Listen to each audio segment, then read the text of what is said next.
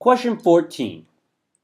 A cup of raw milk, after being heated in a microwave oven to 50 degrees Celsius, contains half its initial concentration of a particular enzyme, lysozyme.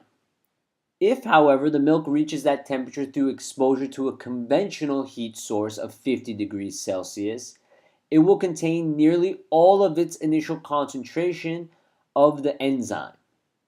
Therefore, what destroys the enzyme is not heat, but microwaves which generate heat.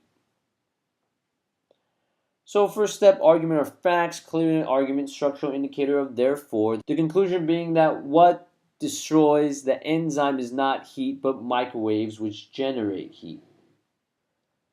And how do we know that?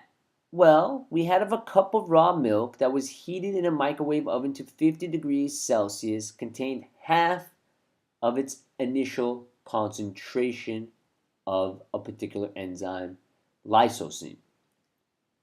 However, when I used a conventional heat source of 50 degrees, we had nearly all the lysozyme present.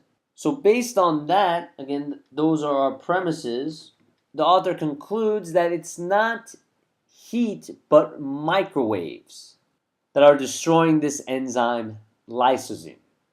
So if you notice, this is a cause and effect argument. And you notice, what is the observed effect that we are trying to explain here?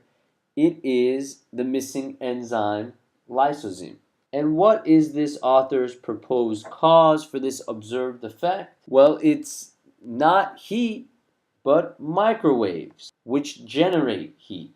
So now that we have a clear understanding of this argument, it is a cause and effect argument, let's proceed to the question stem, which says, which of the following, if true, most seriously weakens the argument? So this is clearly a weaken question.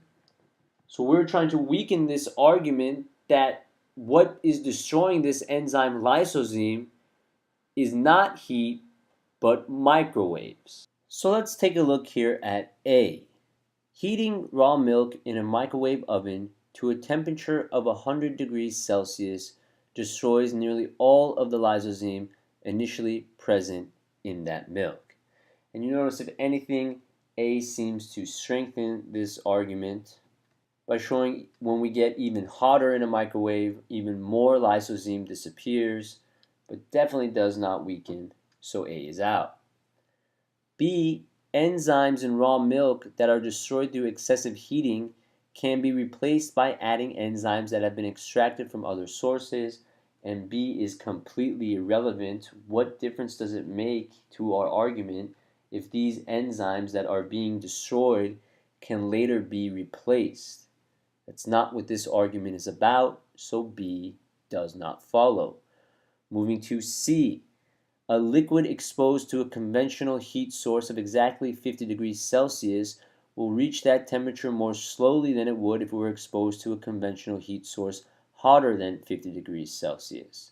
And obviously that's groundbreaking. If you're exposed to a lower temperature, you will reach that temperature more slowly than if you were exposed to a higher temperature. I mean, great, but again, this is not about being hotter than 50 degrees. It's about 50 degrees. C is completely irrelevant, so C is out. Moving to D, milk that has been heated in a microwave oven does not taste noticeably different from milk that has been briefly heated by exposure to a conventional heat source. Again, completely irrelevant. This is not about how the milk tastes, so D is out. Which brings us process of elimination to E. Heating any liquid by microwave creates small zones within it that are much hotter than the overall temperature than the liquid will ultimately reach. And you notice that E does weaken this argument that it's not the heat but rather the microwaves, by showing that when you use a microwave, even though it's only 50 degrees Celsius, small zones are created that are much hotter than the overall temperature the liquid will reach. So while this milk ultimately reached 50 degrees Celsius, these small zones that were created within it due to the microwave are much hotter. So it proposes an alternate cause to our observed effect that it's not actually the microwaves, but it is the heat, particularly the heat from these small zones. So E again weakens the argument by pointing out a possible alternate cause to the observed effect of the missing enzyme lysosine.